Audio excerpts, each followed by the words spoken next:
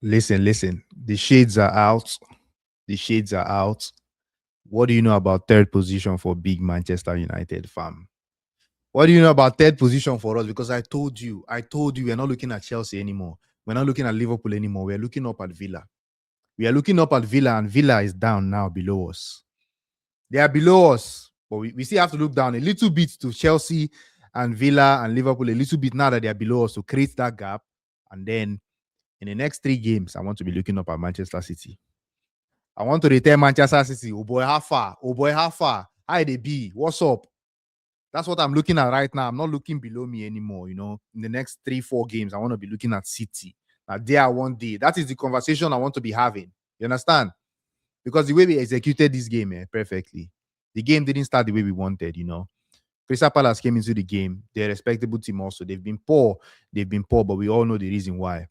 Their locker room is not in good health. You understand? The organization is not in a good situation right now. The manager doesn't want to be there. Some players have gone. They are selling his best players. It is crazy at Palace right now. So, but they came into the game. We know the quality they can provide and the structure they can play with, and they gave us a game. They started very well in the first 15 minutes. They scored. We looked shell shocked in that first 15 minutes. We looked shell shocked. I don't know what was happening. It feels like what is it called? The games. One game a week is a good thing. One game a week is a good thing. It feels like that sometimes because the players are fresher.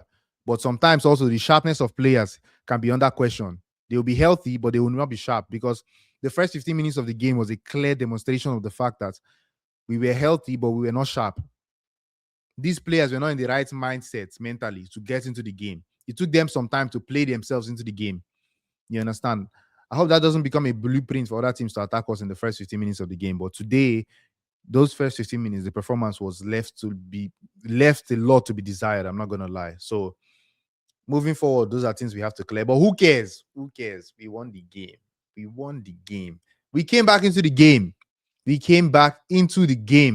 Benjamin Sesko, man. Benjamin Sesko, absolute fantastic footballer, man. Trust me. I keep saying it. Yeah. We needed to score in the first half, but we didn't. I was of the opinion that in the second half, in the first 15 minutes, if we don't score, you take off Sesko and you bring on Ahmad. Lo and behold, early into the second half, we bagged. What a ball by Bruno. What a ball by Bruno Fernandes into Benjamin Sesko. You understand? What a goal. That goal was spectacular. Spectacular goal by Benjamin Sesko. And I'm going to say this once, and I'm going to say this only once.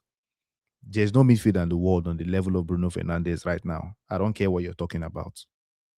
I don't even want to listen to your argument. I'm not the biggest Bruno fan, but sometimes I know when to concede in argument. Brother, Bruno Fernandes, the kind of things he's doing on the football pitch right now, it is difficult to ignore.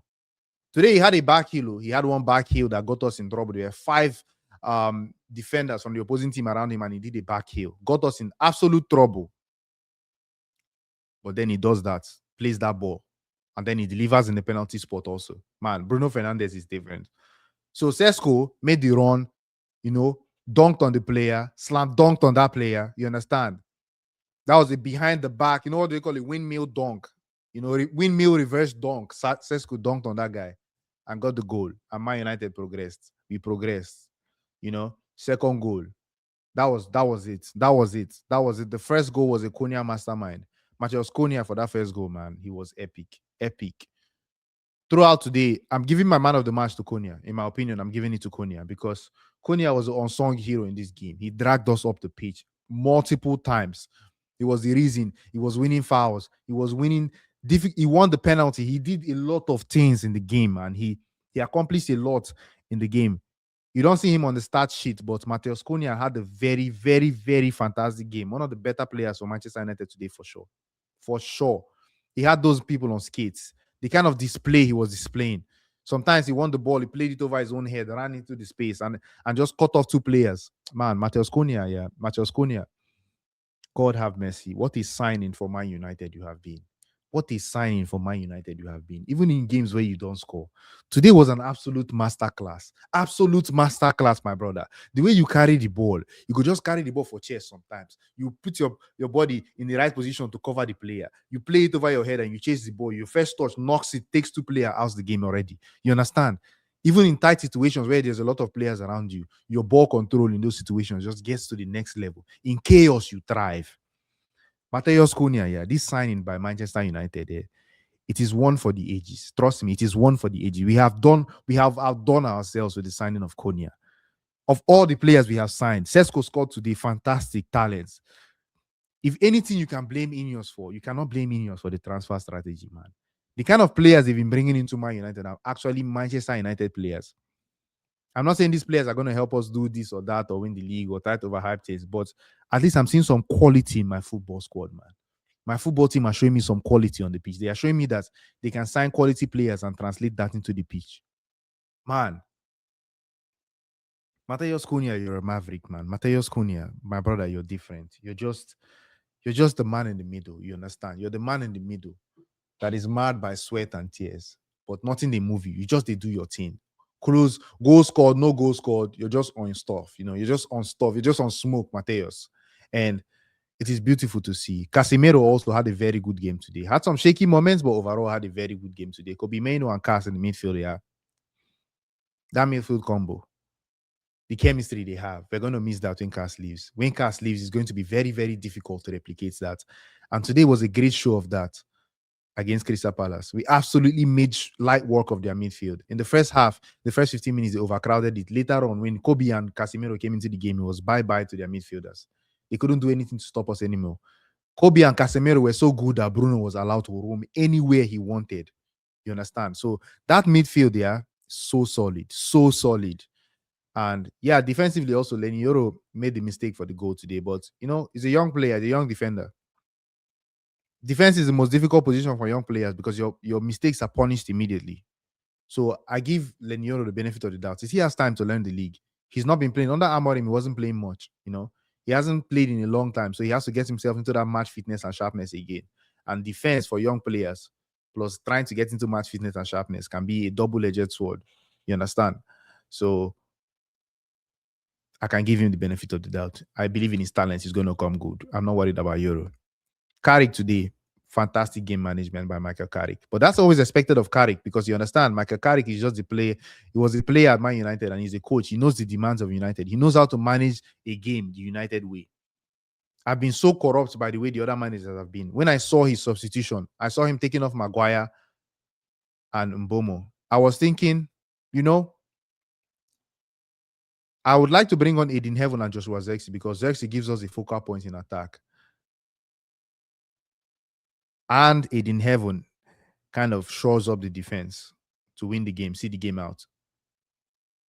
But then when the subs happened, I didn't like the fact he was taking off Mbeumo and Maguire. I wanted them on the pitch because Mbeumo was guaranteed GA.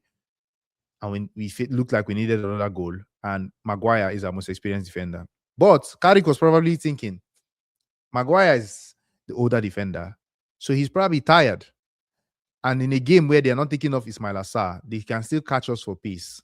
So I need somebody that can come in, that has had a run of games that can play, and that I can trust that's also tall, Aiden Heaven, perfect sub. So I see Carrick's point. And then on the point of Bryan Mbeumo, Mateus Cunha was having such a fantastic game. And when you're leading a game, you want Cunha on the pitch because of his industry and his ability to win fouls, carry the ball up the pitch. So the game was absolutely fantastically managed by Carrick. And of course, I will concede to a Manchester United manager knowing better than me. I'm just a fan with my opinion.